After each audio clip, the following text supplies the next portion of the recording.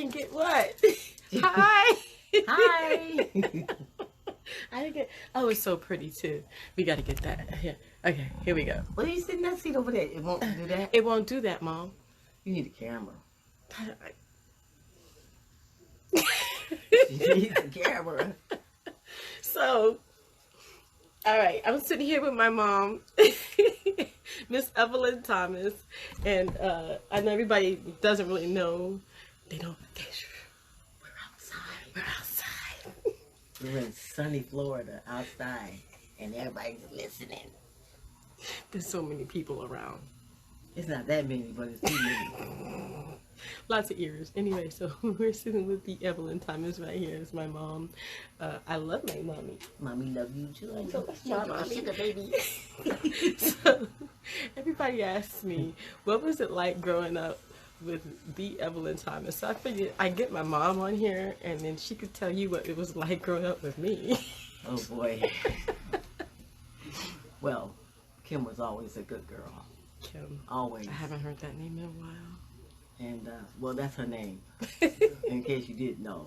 Her name was Kimberly Michelle She's gonna get my whole name. Thomas. That's her name. And she was so cute. And she born September. Don't tell my birthday. Okay, I won't. Okay. Then I tell her age. No. So I can't do that either. No. So I'm just gonna shut up.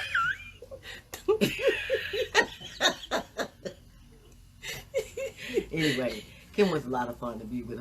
I took her on the road with me because I didn't want Kim to grow up and not know who I was. I had experienced a lot of entertainers that had children, and they would leave their children at home. By the time they got home, the kids didn't really know who they were, and I was afraid of that. So at one point in Kim's life, I had a lot of help with her. I had my grandmother who would help me, and she had a godmother who would help me while I was on the road. You played Mahalia Jackson 24/7. And it was good for you. Yes. And so I had a lot of help. But there was one point where I was feeling sort of guilty, and I'm sure a lot of entertainers go through that. They feel guilty about leaving their kids at home so much. And I figured, you know what? I'm traveling. Let me go get my child and take her with me. So I went and got her from her godmother's house. She was there at the time. And decided just to take her on the road with me. And so Kim traveled from all over the United States to all over Europe. She was in London, she was in Germany, she went to France. She traveled everywhere with me until she got to the point where she got homesick herself. And she looked at me one day, she said, "Mom, I love you, but I want to see nickels and dimes and dollars again." Because she's seen all this foreign money. This foreign money was huge. It was like the dollar bills were like, they weren't dollar bills. whatever they were, pounds. Okay. Pounds. They were huge, and the more the money, the bigger the dollar bill. It was like somebody had to carry a case, like an 8x10 case, just to carry your money. It was ridiculous. And every time I had to pay something, I was confused. Well, Kim was kind of locked in different languages too, because in Germany they were speaking German, and in France they were speaking French, and in other places they were just speaking different languages. And she's like, I don't get it. She couldn't get it, so she had it. But it was good for her to travel like that. She learned a lot, but she was very young, and she wanted to come home. Yeah.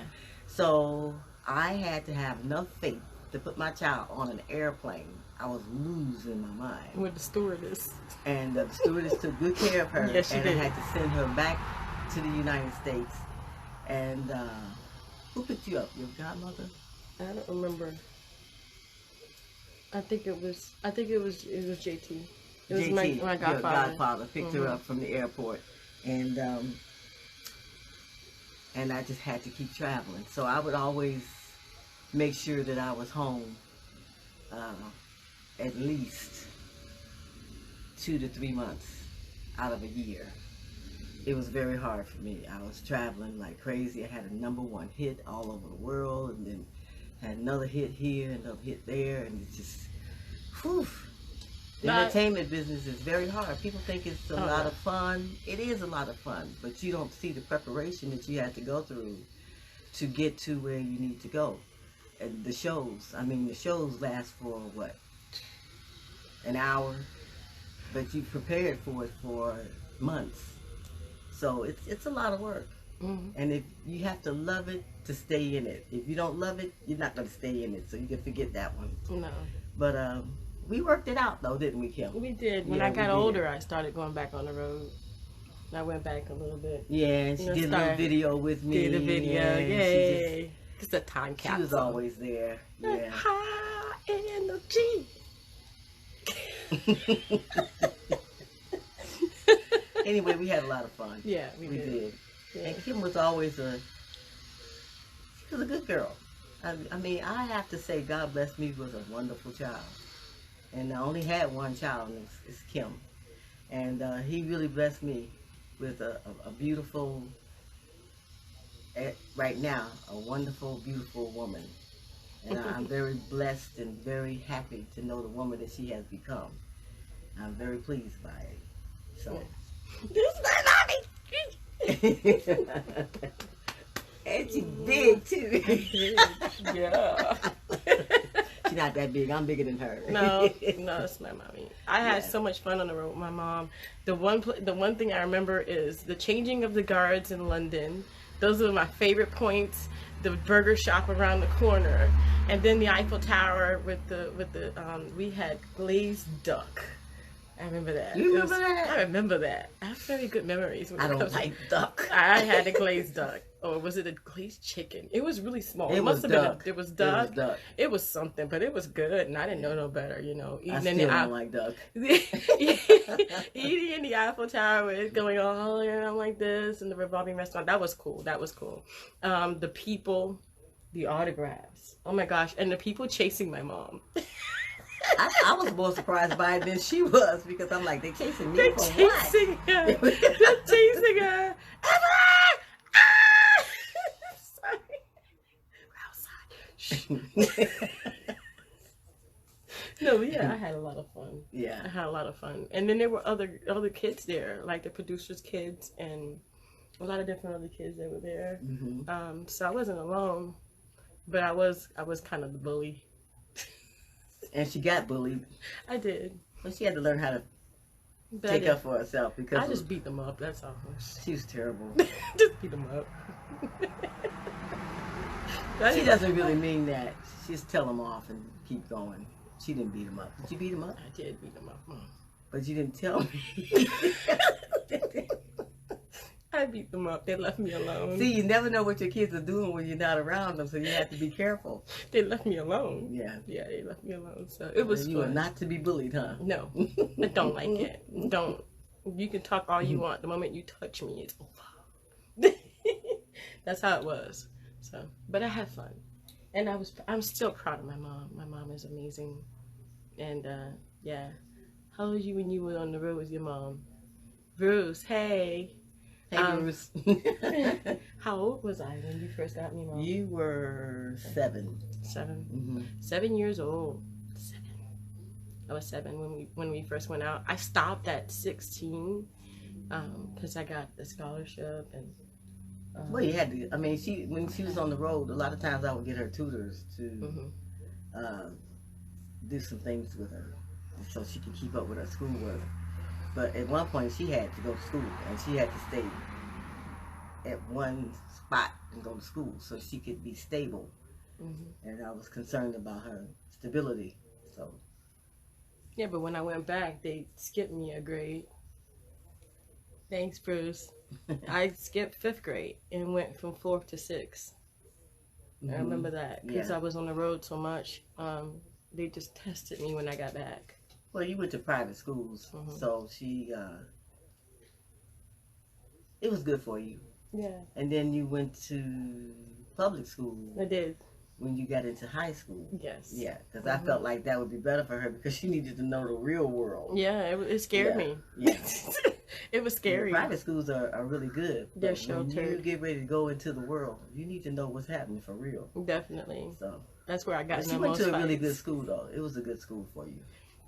Elementary school was tough though. No, the private school was okay. Yeah, but the guys touched my butt and I beat them up. I was a fighter. So that's pretty much it. I just want you guys to know that my mom is amazing and I love my mom, and she's always been there for me. And she was a single mom. And so being a single mother and in the industry was not easy. But seeing her do that, and she's an amazing example of just the sheer power of a woman to have what she wants and not make any excuses as to why she doesn't have it. Raising me, and then coming up the way I did, and her, oh my gosh, amazing woman, just amazing. It was an amazing time, it still is. And now Love Shine is going viral, Mom. Really? Sony is looking into signing us. Okay. So I wanted to get, Sony, if you're listening, yeah, you better treat my baby right. Make sure you give her what she's supposed to have and that group, because they're good. All right. and that's from my mom. Well, you know, the music industry is not like it used to be. I know. So you have to. I tell people all the time they want to get into the music industry, and I tell them, look, the music industry is 99.5% business, Mm-hmm. and the other is the talent. That's why they call it the music business. Mm-hmm. There's two halves to it, you know, and one half rules the other. You better know your business. So when you go and sign up with these big companies, with all these artists, you better know what you're doing. So Yeah. All right, guys. that's just some little advice It's for somebody that wants to get into business. big advice. Yeah. And it's really not as Know easy. the business. Know the business. Definitely. Know the business. I can't tell you that enough. Mm-hmm. My mom was on the road 8 to 9 months a year. Yeah. Gone. I'm just happy I got the chance to go with her and see the world. I traveled the United States. Yeah, you were young. I don't You were- remember You any didn't of know where that. you were half the time. I don't remember any Let of me that. tell you something. I didn't even know where I was half the time. So yeah. I don't remember any of I would that. stand on the stage and say, "Hi, Germany," and I was in Scotland. So Yo, somebody write on the front of the stage where we are every time we go out. Make a note of that. yeah, make a note of where you are. Where am I? Where am I? Hamburg, Germany. Great. On the Yeah. front of the stage. That way we can see it. Yeah. Yeah, because it gets kind of confusing because I have no idea where I was. Well, a lot of times you would do shows and you would only be there for one night, Mm-hmm. and the next night you were in another Country. you know, Mm-hmm. or another city. Mm-hmm. You had to know exactly where you were, so you had to be careful with that. Yeah. It was a lot of fun though. I don't take anything for it. I had a ball. I really did.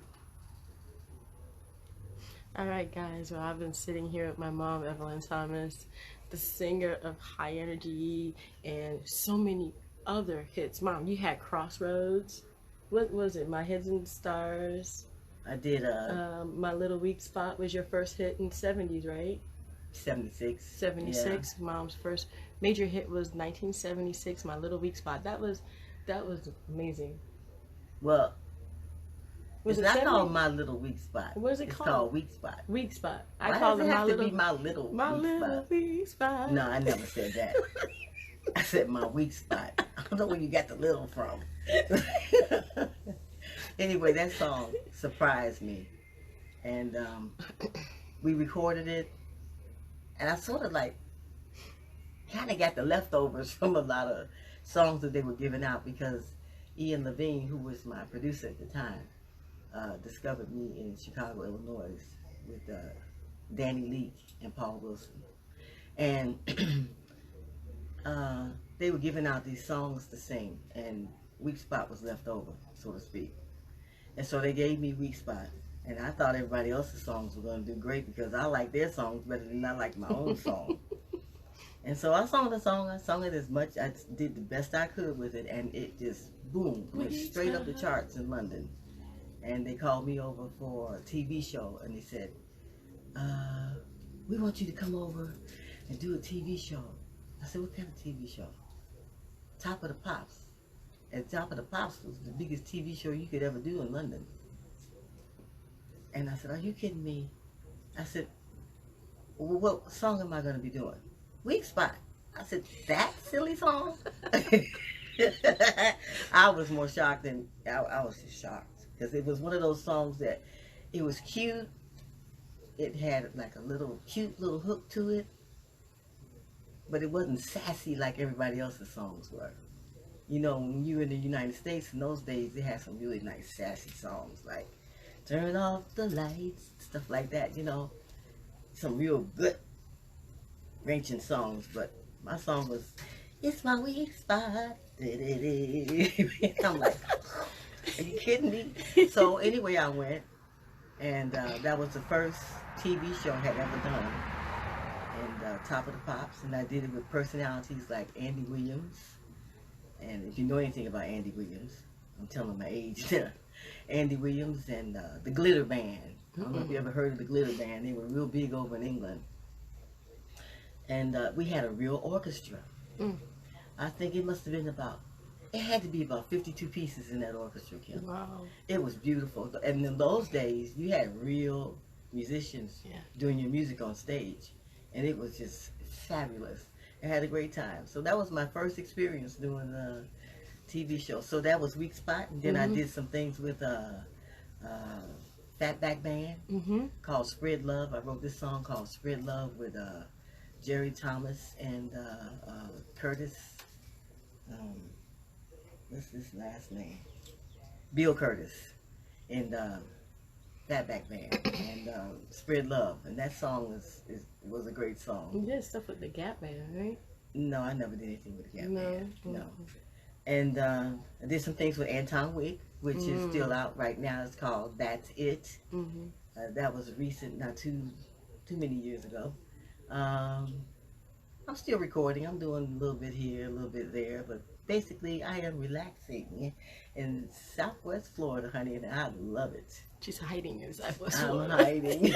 She's hiding. Periodically, I go over to Paris and I do some shows over there. I do She TV didn't shows. take me. Yeah, I didn't take her.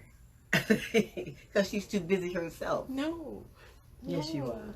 No, I could get away to Paris. Well, next time I go, I'll take you. Okay? To Paris. She's not going to go.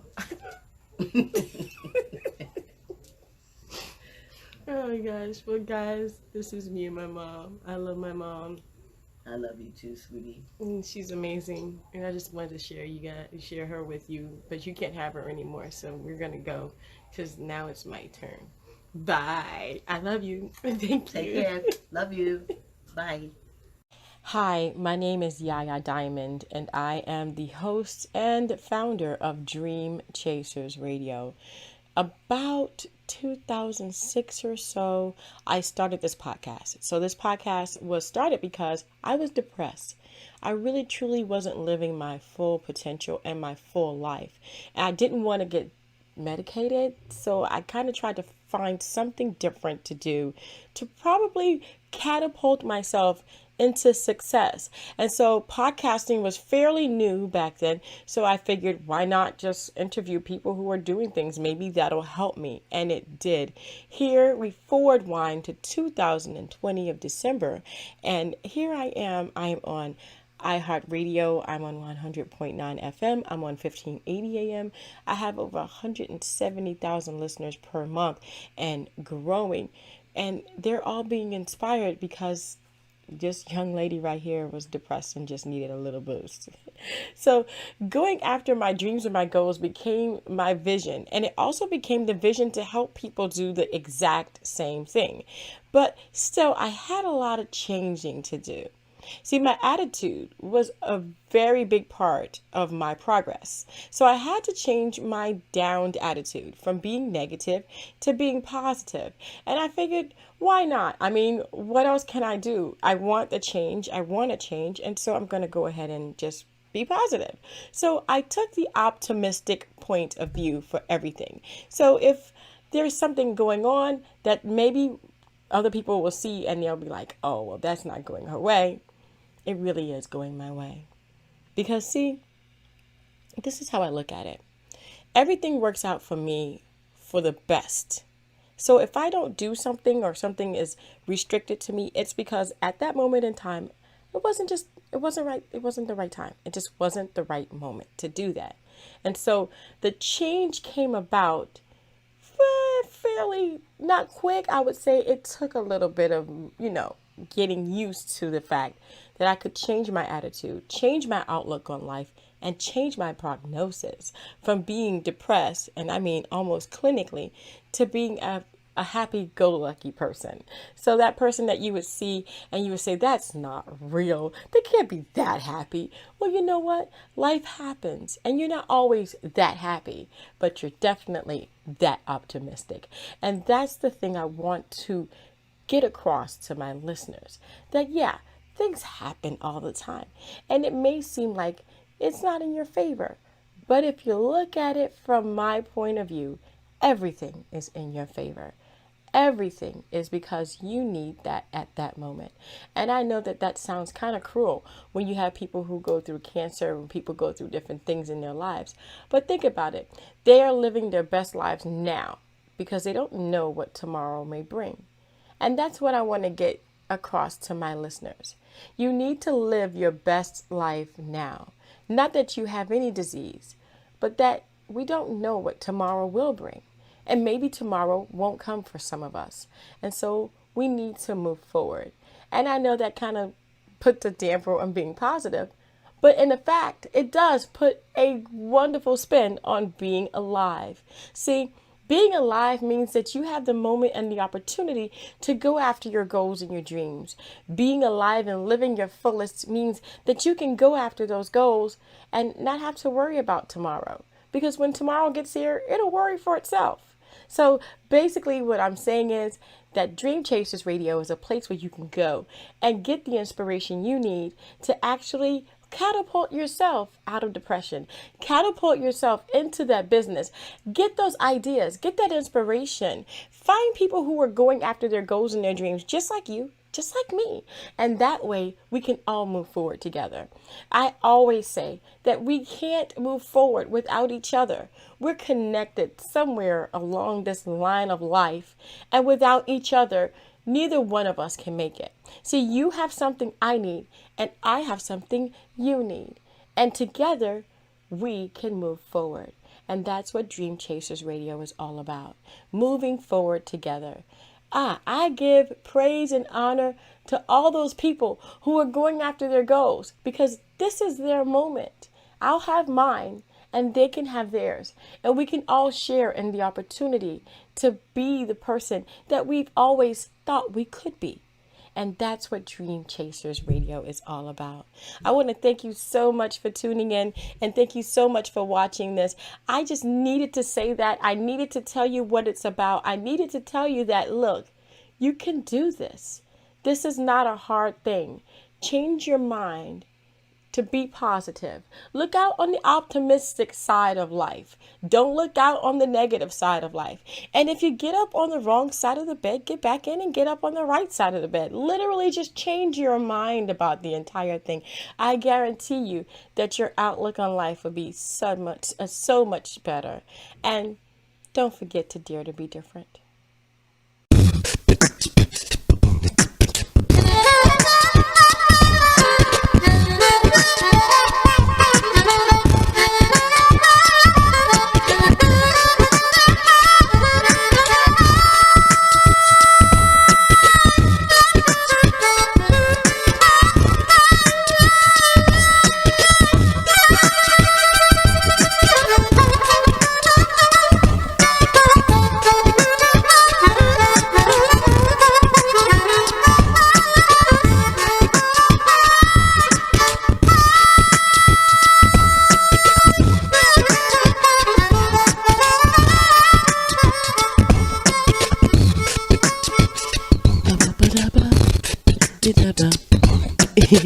Gotta be happy. Gonna get my joy on. Gotta be happy. Can't be thinking about what's going wrong. Gotta be happy. Not gonna gossip with you on the phone. Gotta be happy.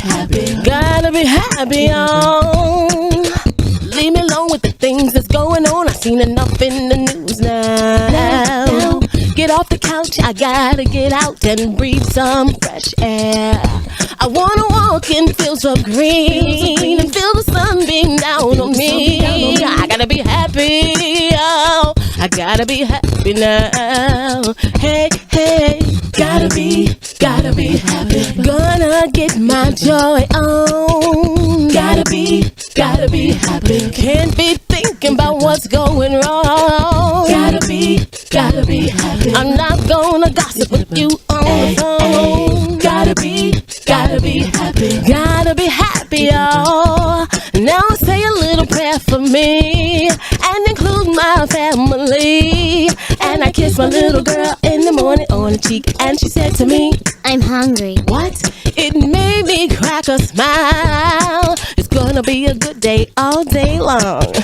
Gotta be happy, oh yeah.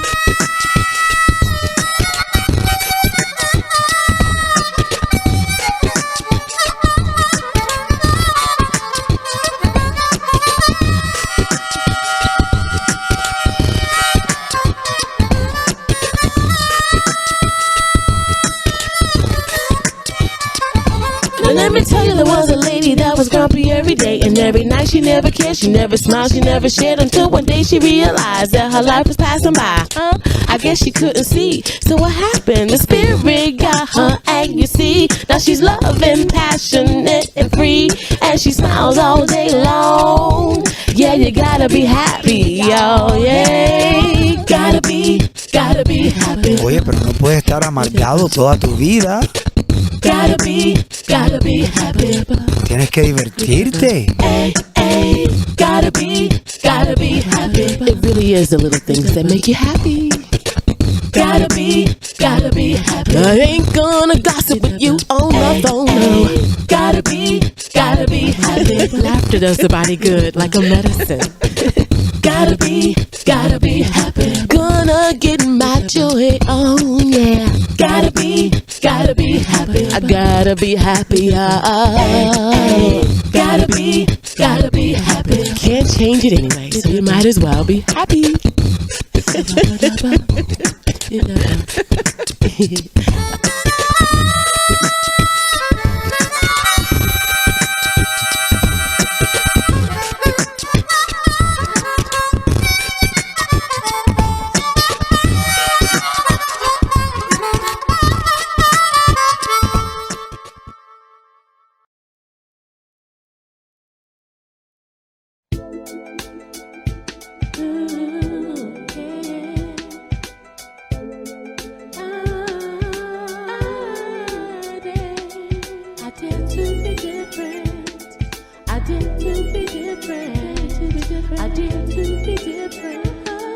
I dare to be different.